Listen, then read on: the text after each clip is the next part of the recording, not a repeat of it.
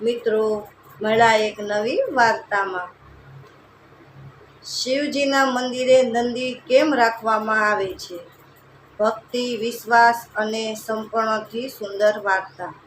નમસ્કાર મિત્રો, આજે હું તમને એક એવી સુંદર અને પ્રેરણાદાયક વાર્તા સંભળાવવા જઈ રહી છું, જે સાંભળ્યા પછી તમને સમજાશે કે શિવજીના દરેક મંદિરે નંદી મહારાજ કેમ બિરાજમાન હોય છે અને શા માટે ભક્તો નંદીના કાનમાં પોતાની મનોકામના કહે છે. ઘણા સમય પહેલા કૈલાસ પર્વત પર ભગવાન શિવ અને માતા પાર્વતી નિવાસ કરતા હતા. એક દિવસ ઋષિ શિલાંત નામના મહાન તપસ્વી સંત ભગવાન શિવની કઠોર આરાધના કરી રહ્યા હતા. શિલાંત ઋષિને એક જ ઈચ્છા હતી, તેમને એવો પુત્ર મળે જે મહાન, તેજસ્વી અને ભગવાનનો પરમ ભક્ત હોય.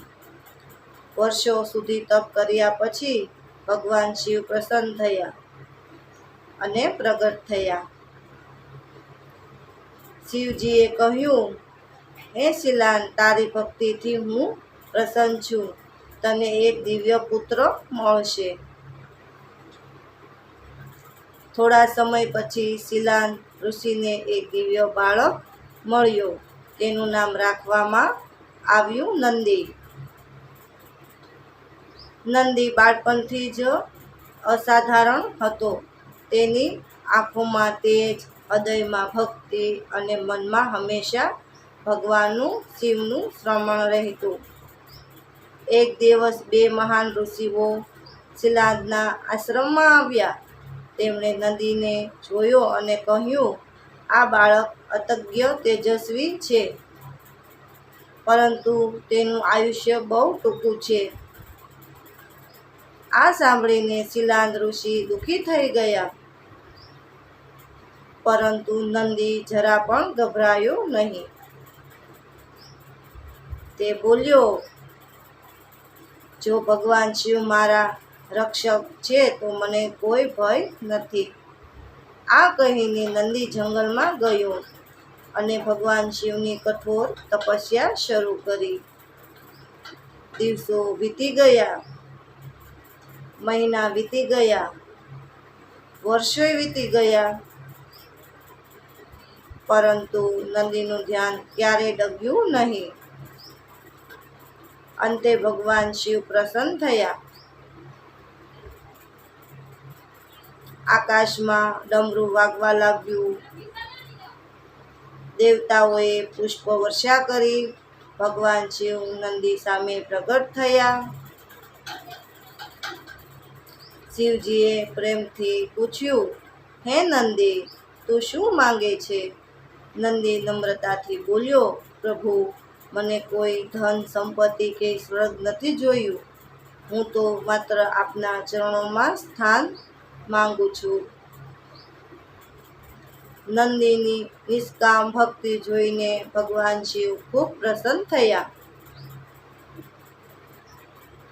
તેમણે કહ્યું, આજથી તું મારો સર્વશ્રેષ્ઠ ગુણ, મારો દ્વારપાલ અને મારું વાહન બનજે. તે દિવસથી નંદીને વિશેષ સ્થાન મળ્યું. ભગવાન શિવ જ્યાં જાય ત્યાં નંદી તેમની સાથે રહે. નંદી માત્ર વાહન નહોતું, પરંતુ ભગવાનનો સૌથી વિશ્વાસુ સેવક હતો. તેની નજર હંમેશા શિવજી તરત જ રહેતી. તે ક્યારેય બીજા તરફ જોતો નહીં,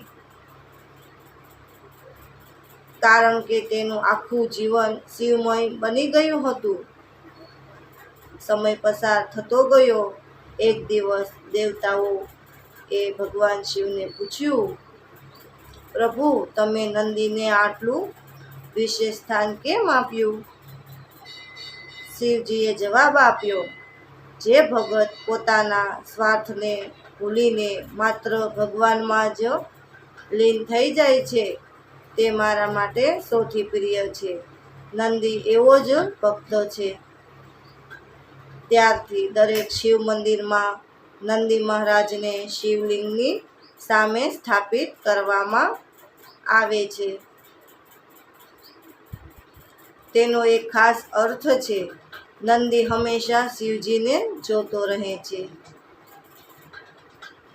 આપણે પણ જીવનમાં ભગવાન પર એવી જ એકાંતતા રાખવી જોઈએ. જેમ નંદીનું ધ્યાન ક્યારેય ભટકતું નથી ભગવાન પ્રત્યેથી, તેમ આપણું મન પણ સારા કર્મ અને ભક્તિમાં સ્થિર રહેવું જોઈએ. નંદીના કાનમાં મનોકામના કેમ કહેવામાં આવે છે? એક લોકમાન્યતા અનુસાર નંદી ભગવાન શિવના સૌથી નજીકના સેવક છે. ભક્તો માને છે કે જો પોતાની પ્રાર્થના નંદીના કાનમાં કહેવામાં આવે તો નંદી તે સીધી ભગવાન શિવ સુધી પહોંચાડે છે. તેથી જ આજે પણ લાખો ભક્તો નંદીના કાનમાં પોતાની મનની વાત કહે છે. મિત્રો, આ વાર્તાઓ પરથી એટલું કહેવા માંગુ છું હું,